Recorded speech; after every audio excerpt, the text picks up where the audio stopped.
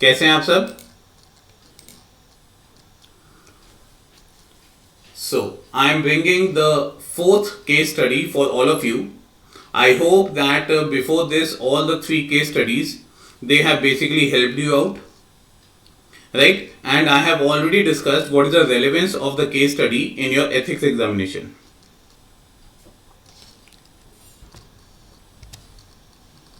Okay, now before we are going to start this thing, this is the thing. My name is Ankur Agarwal. I am a freelance educator having a working experience of 14 years. और आप सब जो है यहाँ पे इस video को जो है यहाँ पे लाइक कीजिए, चैनल को सब्सक्राइब कीजिए, क्योंकि आप सबके लिए मैं बहुत सारी जो है यहाँ पे ऐसी वीडियोस लाने वाला हूँ जिससे आप सबको बहुत फायदा मिलेगा। ठीक है, और ये जो है यहाँ पे मेरा टेलीग्राम लिंक है, दैट इज अंकुर IAS। तो कोई भी अगर आपका कोई क्वेश्चन है या डाउट है, आप इसको ज्वाइन करके जो है यहाँ पे मेरे से पूछ सकते हैं। और इस टेलीग्राम चैनल पे हर रोज जो है यहाँ पे करंट अफेयर्स की एक PDF अपलोड होती है, तो वो भी आपको जो है यहाँ पे काफी फायदेमंद रहेगी। चलिए अब जो है यहाँ पे केस स्टडी को डिस्कस करते हैं। Now, optimizing the logistics, detecting the fraud, composing the art, conducting research, providing translations. Intelligent machine systems are transforming our lives for the better. As these systems become more capable, our world becomes more efficient and consequently richer. ठीक है, ये हमारे आज का scenario है। जैसे जैसे जो है यहाँ पे हम मशीन्स को और ज्यादा इंटेलिजेंट बनाए जा रहे हैं, वैसे वैसे जो मशीन्स हमारी लाइफ को भी ट्रांसफॉर्म करे जा रही है। ठीक है, और जैसे जैसे हमारा सिस्टम ज्यादा कैपेबल बने जा रहा है, हम जो है यहाँ पे और ज्यादा जो है एफिशिएंट बने जा रहे हैं और रिच जो है और रिचर हो जा रहे हैं। Technical giants such as the Alphabet, Amazon, Facebook, IBM and the Microsoft, as well as the individuals like the Stephen Hawking and the Elon Musk, believe that now it is the right time to talk about the nearly boundless landscape of artificial intelligence. In many ways, this is just as much a new frontier for the ethics and risk assessment as it is for the emerging technology. ठीक है, तो जैसे जैसे artificial intelligence बहुत ज्यादा बढ़े जा रही है, वैसे वैसे जो है यहाँ पे एथिकल पर्सपेक्टिव से भी ये हमारे लिए एक नई चुनौती है। अब क्वेश्चन ये आता है, आर्टिफिशियल इंटेलिजेंस को लेके एथिकल इश्यूज क्या इन्वॉल्व है, नंबर 1, और इन जो है यहाँ पे इश्यूज को जो है यहाँ पे हम कैसे जो है यहाँ पे सॉल्व कर सकते हैं, उसके बारे में सजेशन दीजिए। Now let us see this thing. क्या सॉल्यूशन रहेगा इसका? नंबर 1, अगर हम देखें, artificial intelligence is going to be the tipping point in the technological evolution of mankind. Any strategy on promoting the artificial intelligence necessarily need to be conscious of probable factors of the artificial intelligence on the ecosystem that may undermine the ethical conduct. जैसे सबसे बड़ी क्या चीज आती है, आप कोई भी चीज यूज कर रहे हैं, ऊबर आपने यूज किया, या मान लीजिए आप ट्रैवल करने के लिए कोई जगह ढूंढ रहे हैं, फैमिली के साथ जो है यहाँ पे कहीं जाने के लिए कोई प्लेस को सर्च करते हैं या कोई प्रोडक्ट को सर्च करते हैं, ऑटोमेटिकली आप क्या देखते हैं, आप कोई भी ब्राउजिंग चैनल खोलते हैं, उसमें उसकी एड पहले से आने लग जाती है। ठीक है, अब ये क्या है यहाँ पे, this is a part of the artificial intelligence. Right, now let us try to understand what are the ethical issues involved in this. एक सबसे पहला एथिकल इशू आता है, वो है हमारी जो है यहाँ पे प्राइवेसी और सर्वेलेंस को लेके।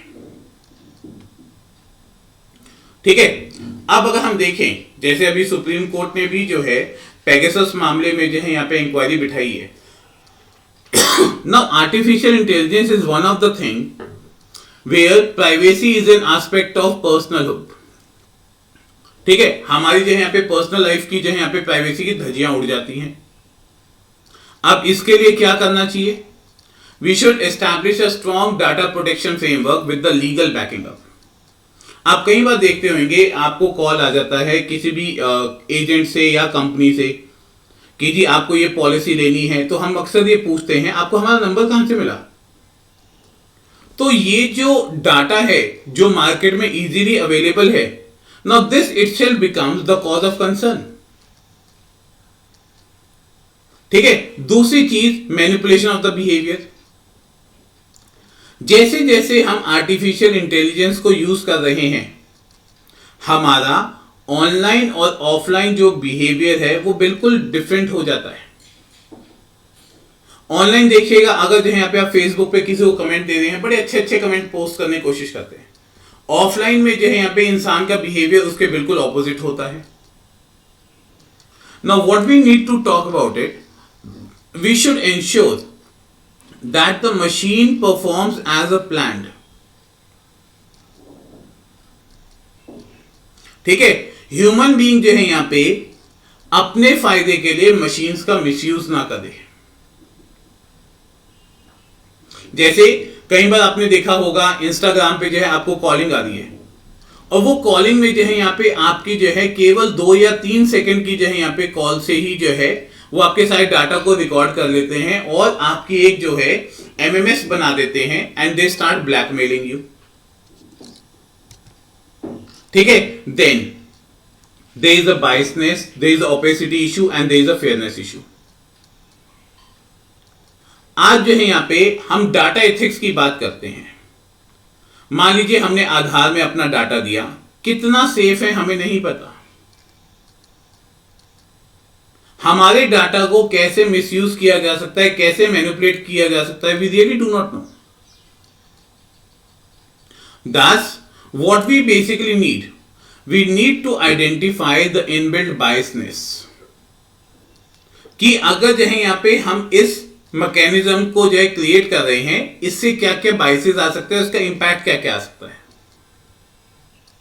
क्या हम जो है यहां पे फ्यूचर में कोई ऐसी टेक्नोलॉजी ला सकते हैं जो डाटा को न्यूट्रल रखे, ऐसा ना हो कोई भी पार्टी जो है यहां पे उस डाटा को अपने बेनिफिट के अकॉर्डिंग जो है यहां पे मोल्ड कर सके।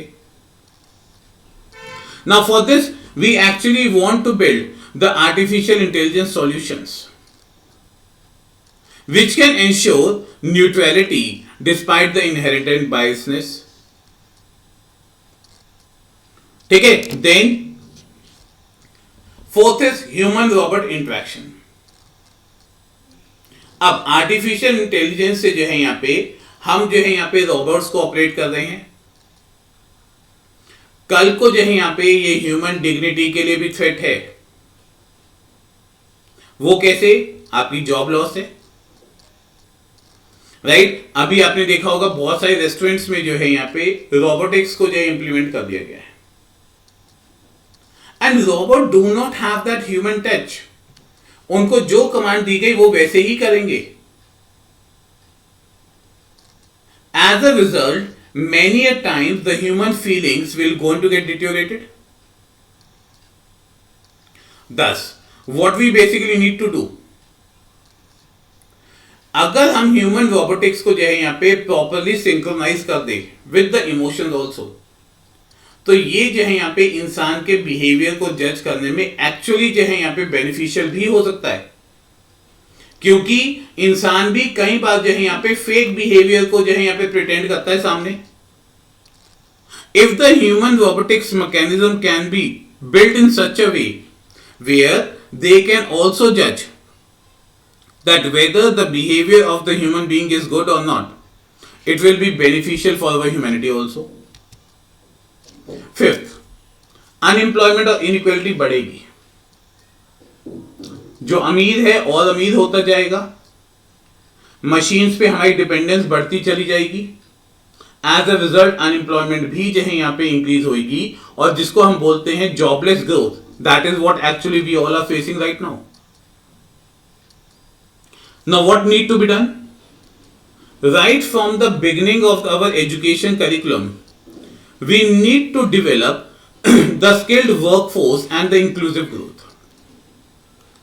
अगर हम आर्टिफिशियल इंटेलिजेंस को इंक्रीज कर रहे हैं, उसके अकॉर्डिंग हमारा एजुकेशन करिकुलम भी मॉडिफाई होना चाहिए। On one side, if it is going to create the unemployment, another side it can create the opportunities also। ठीक है। फॉर एग्जाम्पल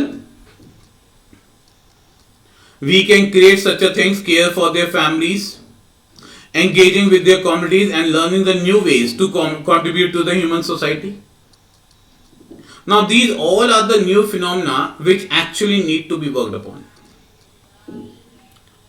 ठीक है, तो अगर जो है यहाँ पे इसके प्रॉस है तो कॉन्स भी है. दस this, as I said, this is a new dimension for the ethics. And in the future, how this artificial intelligence will going to grow further.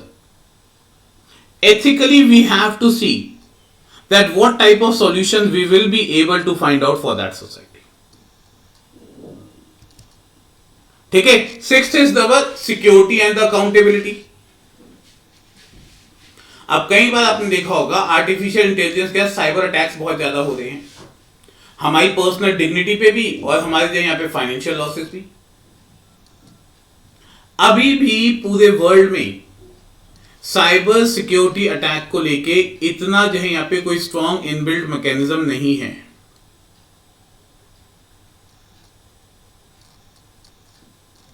ठीक है, हमें जो है यहाँ पे जैसे एयरलाइंस में when they are basically traveling, they are having a very strong analogy to have the relatively safe industry. ऐसे ही जो है यहाँ पे इनबिल्ट मैकेनिज्म बनाना पड़ेगा आर्टिफिशियल इंटेलिजेंस को लेके भी कि कोई भी डाटा को इजीली जो है यहाँ पे ब्रोक ना कर सके. ठीक है, लेकिन ये सारे जो है यहाँ पे फ्यूचर में कैसे चैलेंजेस लेके आएगा, time will going to tell about it. Clear? So this is a solution for this case study. I hope you have learned the new dimensions for this. क्योंकि ये जो केस स्टडी है ये बिल्कुल नई है और इसमें जो है यहाँ पे फ्यूचरिस्टिक में बहुत सारे जो है यहाँ पे एथिकल क्वेश्चंस बन सकते हैं. So do watch these types of things more and try to analyze from your perspective. Right? Thank you so much. Take care.